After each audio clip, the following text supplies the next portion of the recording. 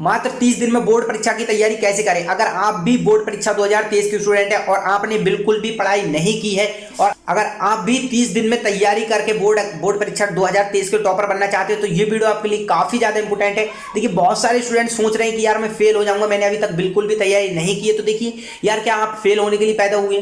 तो आपको क्या है, मैं आप बिल्कुल बेसिक से बताऊंगा किस तरीके से आपको सारा सिलेबस को आपको न्यूट्रलाइजेशन करना है कि जिस तरीके से आप बोर्ड परीक्षा 2023 में टॉप कर सके, ठीक, वो भी मात्र 30 दिन के अंदर अंदर, ठीक। तो देखिए अगर आपने भी अभी जितने महीने थे 5 से 7 महीने आपने बिल्कुल ऐसे गवा दिए जिनको पता ही नहीं चला आपको कि यार बोर्ड परीक्षा है या हमारी बोर्ड परीक्षा होगी, ठीक है। तो अब कोई बात नहीं, आप उनको महीनों को भूल जाना है। अगर आप उनको ध्यान रखेंगे तो आपको और भी टेंशन होगी, यार मैंने पिछली तैयारी नहीं की, अब मैं किस तरीके से बोर्ड परीक्षा 2023 में टॉप कर सकता हूँ, वो भी अब मेरे पास 30 दिन बचे। देखिए अगर आपके अभी 30 दिन बचे तो है, अगर आप अब भी खेलते रहेंगे, अब भी ये नहीं सोचेंगे, अगर आप इसी चीज को सोचते रहेंगे तो आपका तो एक भी दिन नहीं बचेगा, ठीक है। तो आपको जो 30 दिन बचे हैं अब यहीं से आपको ध्यान से तैयारी करना है, ठीक, ना कि आप सोच रहे हैं कि यार मेरे इतने महीने रह गए अब मैं किस तरीके से तैयारी कर सकूंगा, ठीक। तो आपको 30 दिन में तैयारी कैसे करनी है वो आपको बताने वाला हूं, ठीक। सबसे पहले आपको क्या अपना एक गोल सेट कर लेना है, ठीक है। जैसे मान लो कि आपको यार परीक्षा में टॉप करना है तो आपको 90% या 95% लाना है, ठीक है, या आपको हल्का फुल्का नंबर लाना है, जैसे पास हुई होना है 80% या 70% लाना है, ठीक। तो सबसे पहले आपको क्या गोल सेट कर लेना है। जो देखिए आपका गोल सेट होगा तो आपकी पढ़ाई भी उसी हिसाब से होगी। अगर आपका गोल सेट नहीं है, आप पढ़ाई करे जा रहे हैं तो आपको बिल्कुल भी पता नहीं चलेगा यार मैंने कितने नंबर की तैयारी करना है, मुझे कितने नंबर की तैयारी करना है नहीं करनी है, ठीक है। तो आपको क्या सबसे पहले गोल सेट कर लेना। अभी 1 महीने का आपको प्रोसेस बता रहा हूं, ठीक है। और फिर है ज्यादा से ज्यादा इंपोर्टेंट क्वेश्चन पढ़ना, जितना ज्यादा हो सके आप उतना ज्यादा इंपोर्टेंट क्वेश्चन पढ़े, प्रीवियस ईयर क्वेश्चन पढ़े। देखिए आप जितना ज्यादा इंपोर्टेंट क्वेश्चन पढ़ेंगे आपकी उतनी ज्यादा हेल्प होगी, ठीक है। इससे क्या होगा, आपको काफी हेल्प मिलने वाली है। जैसे कि आपको प्रीवियस ईयर क्वेश्चन को भी ज्यादा ध्यान रखना है। प्रीवियस ईयर क्वेश्चन को ध्यान रखेंगे तो आपका पिछले साल के जो भी क्वेश्चन पूछे जाएंगे उसमें आपको हेल्प मिल सकती है, ठीक है।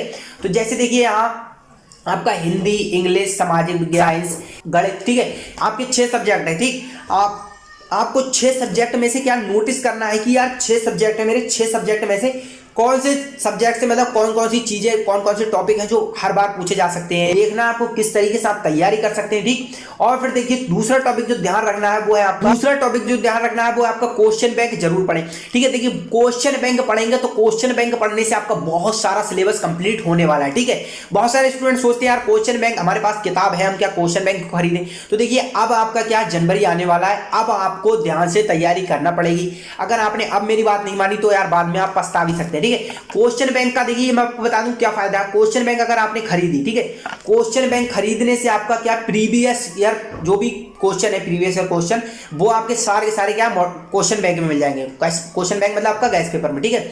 इसमें आपके प्रीवियस ईयर पेपर के जितने भी क्वेश्चन है वो सारे के सारे क्या आपको क्वेश्चन बैंक में मिल जाएंगे। आपका प्रीवियस ईयर को पेपर भी मिल जाएगा, मॉडल पेपर जो भी है प्रीवियस ईयर वो भी आपका क्वेश्चन बैंक में मिल जाएगा। और जो इस साल का मॉडल पेपर आया है, जैसे पेपर में कोई भी पैटर्न हुआ, चेंज हुआ है, जो भी मॉडल पेपर है वो सारा का सारा आपको क्वेश्चन बैंक में मिलने वाला, ठीक।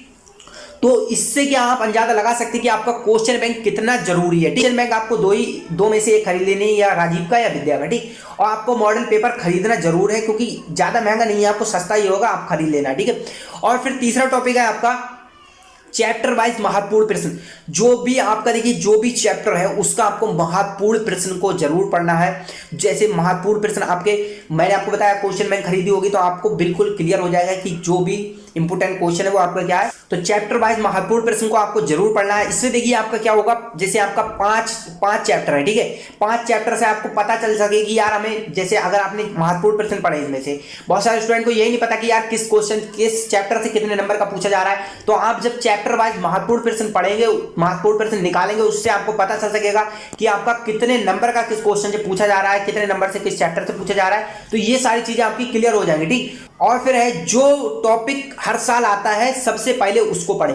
देखिए मैं आपको पहले ही बता रहा हूं कि आपका जो टॉपिक हर साल पूछा जा रहा है, रिपीट करा जा रहा है, उसको आपको जरूर पढ़ना है, ठीक है। ये सारे के सारे जो भी टॉपिक हैं, देखिए जैसे हिंदी है, इंग्लिश है, इसमें आपके कुछ टॉपिक ऐसे हैं जो कि हर साल पूछे जाते हैं। हिंदी में आपका निबंध है, जीवन परिचय है, गाद्यांश पादांश है, श्लोक है, ये क्या आपके हर साल पूछे जाते हैं। इंग्लिश में आपका सेंट्रल आइडिया है, ऐसे है और पैसेज वगैरह, ये क्वेश्चन जो है कि आपका हर साल पूछे जाते हैं। तो सबसे पहले आपको इन टॉपिक को तैयार करना। अगर देखिए आपका ये टॉपिक आप तैयार करेंगे तो आपका अच्छे खासे नंबर का कंप्लीट हो सकता है। बताया आपके हिंदी में 40 नंबर का जो टॉपिक है वो हर साल आता ही आता है, ठीक है। तो 40 नंबर का आपको यही पहले तैयार कर लेना। आपको अगर आपका 70 नंबर का पेपर आया तो आपका 40 नंबर का तो हर साल पूछा ही जा रहा है, तो वो आपको ढूंढ लेना कि 40 नंबर का कौन सी चीज पूछी जा रही है और उसको आपको सॉल्व करना है। इससे क्या आपका 100 में से 95% मार्क्स पक्के हो सकते हैं, ठीक। सुबह उठकर जरूर पढ़ाई। देखिए सुबह उठकर जरूर पढ़ाई करना पड़ेगी आपको यार, कि अगर आप अब देखिए आपका जनवरी फरवरी बचा है, अगर आप इस टाइम भी सोएंगे 9 या 10 11 बजे सोकर उठेंगे, मान लो कि ठंडे पर यार अब तो पढ़ाई करनी पड़ेगी, क्योंकि अब आपको मैं ये नहीं कह रहा हूं कि आप 5 बजे से 6 बजे तक पढ़ना शुरू कर दिए, 5 बजे उठ जाइए, ऐसा मत करिए। आप 7 बजे से 6 बजे तक उठ जाइए, उठना आपको जरूरी है। देखिए अगर आप उठेंगे नहीं तो आप पढ़ाई नहीं कर पाएंगे, ठीक। आपका समय बिल्कुल नहीं बचा, तो आपको सुबह में जरूर पढ़ना है। ना कि बहुत सारे स्टूडेंट सोचते हैं कि यार मैं रात में 3 बजे तक कर सकता हूँ, 6 बजे तक पढ़ाई कर सकता हूँ, लेकिन सुबह में पढ़ाई नहीं कर पाऊंगा। तो ऐसा नहीं, आपको सुबह में भी पढ़ाई करनी पड़ेगी, रात में भी पढ़ाई करनी पड़ेगी। अगर आपको वीडियो पसंद आई तो वीडियो को लाइक करें, चैनल को सब्सक्राइब